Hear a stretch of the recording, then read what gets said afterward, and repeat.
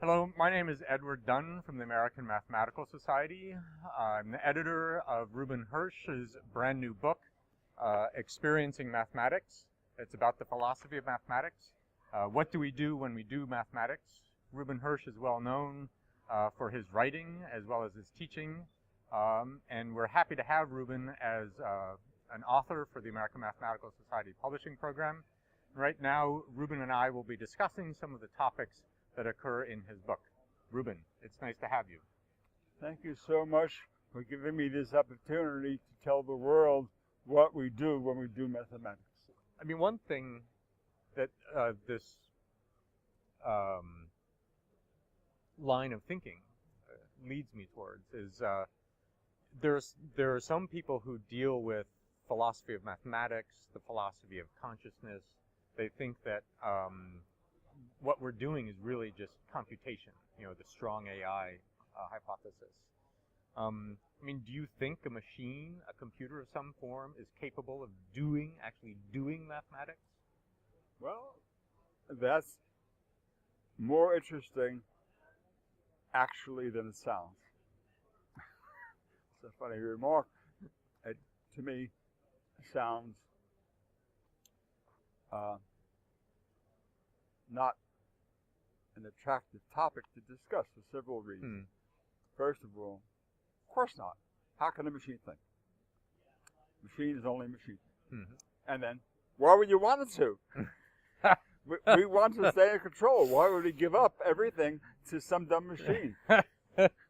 Nobody asked that question. First of all, it's obviously impossible, and secondly, it's obviously a terrible idea.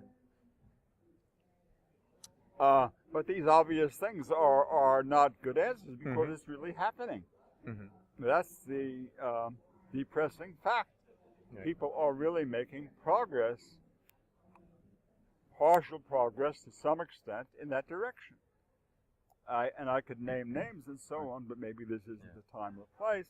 I'll just say Voevodsky. You'll say what? Voevodsky. Oh, Voevodsky. Oh, true. Okay. But here's a different question, though. No, I just got started. Sorry? Once you start me, you have to let me go on. Or I can stop you, and we can fight about it. Do you want to speak about Voevodsky? No, but I wanted to go on with your question. Okay. I didn't mean to brush it off when I said it was not interesting or attractive. I was saying, but I can't avoid it. I can't escape it. Because people are really working on it and making progress. And it is clear that computers are already playing a huge role in many parts of mathematics, and that is not going to go away, and most likely will increase. And I can't say much about it. Frankly, that's not my specialty. Okay. I'd be speaking secondhand at best, but I can only say I can see that this is practically can be very useful, and that the theory of it can be a very interesting thing to think about. Right. And that it's happening and it's going to happen. But the delusion, the mistake, is that human beings can really okay, let me start over. Mathematics is a human activity. Maybe some animals can do a little bit of baby mathematics, maybe not, but that really doesn't matter. Essentially, mathematics comes into existence as part of the evolution of humans and human culture. Anybody who's looked at the history of mathematics knows that very well.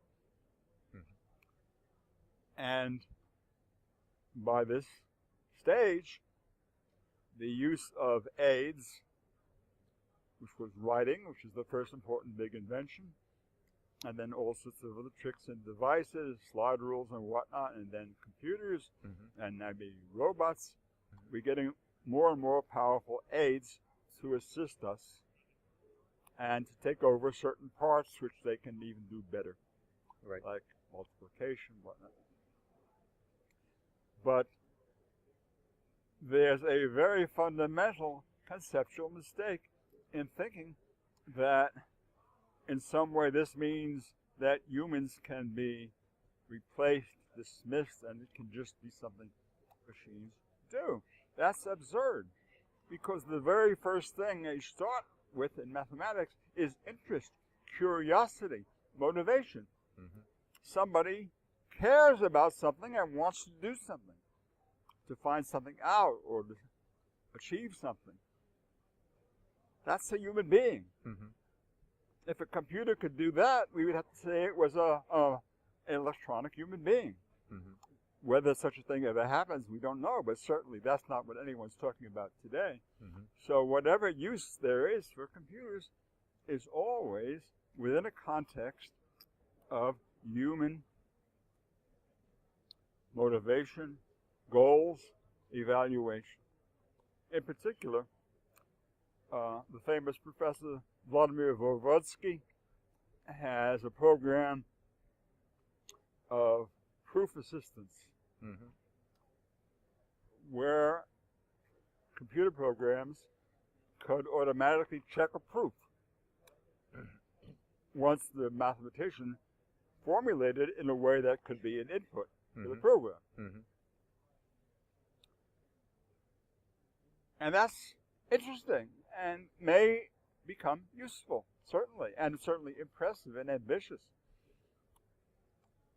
But actual publication, whether in journals or online or whatever, somebody's going to decide what to do with some mathematical result. It has to be accepted, endorsed, Mm-hmm. become part of the mathematical culture, established mathematics. Well, and typically part of that endorsement is that it fits into areas where mathematicians have been interested already, getting back to the point of the human Interested. interest. If nobody cares, it's absolutely irrelevant what a computer has done. Exactly.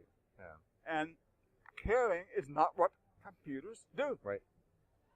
And I was just reading an article by a computer scientist where he urged that if this comes about, if journals are accepting papers where a referee doesn't even have to read it because it comes with a certification that a proof checker checked it, Right. then this computer scientist says very wisely, the proof checker has to be refereed. Otherwise, it's trash. Right. So it's a question of shifting the burden of verification, acceptance, interest to a different stage, Mm-hmm. and dividing up between the routine mechanical part and the human part in different ways. Mm-hmm. But the whole thing only has any merit or meaning as it has such for human beings. If there are no human beings who care about something in mathematics, who cares if a machine calculated it? But it's also possible for a single human being to be interested in something and then and prove it and have it correct, and not be able to have it published because no other human being is interested in it. That sounds good. You're challenging me. This happens. I have an anecdote for you. Okay. Paul Turon was a great Hungarian number theorist. Right. Being Jewish, like most of the Hungarian mathematicians we've heard of from his time, he was sent to a labor camp during the Second World War. Why? Because Jews weren't trusted with guns by the Hungarian regime. So he's in a labor camp, working all day, supervising people carrying lumber. Well, he should have been miserable, but in fact, it wasn't so bad. He was out in the open air and free to think. So he remembered a certain problem that he thought was just right, because he didn't really need pencil and paper, let alone anybody else. And so he writes with delight, with ecstasy, of this few days or whatever it was, while he solved the problem. So that's an example of what you're talking Right. about.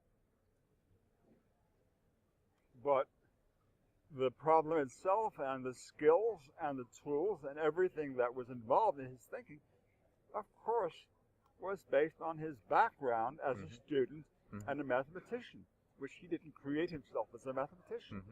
His capability to do this was a social outcome. And, of course, he wasn't thinking of just saying, hooray for me. At the first opportunity, he wanted to share it, spread it. So you can have people who are unfortunately isolated and still think about mathematics, but only because they've already learned it.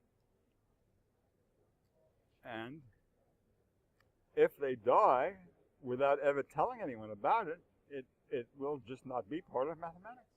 It'll be lost unless someone rediscovers it.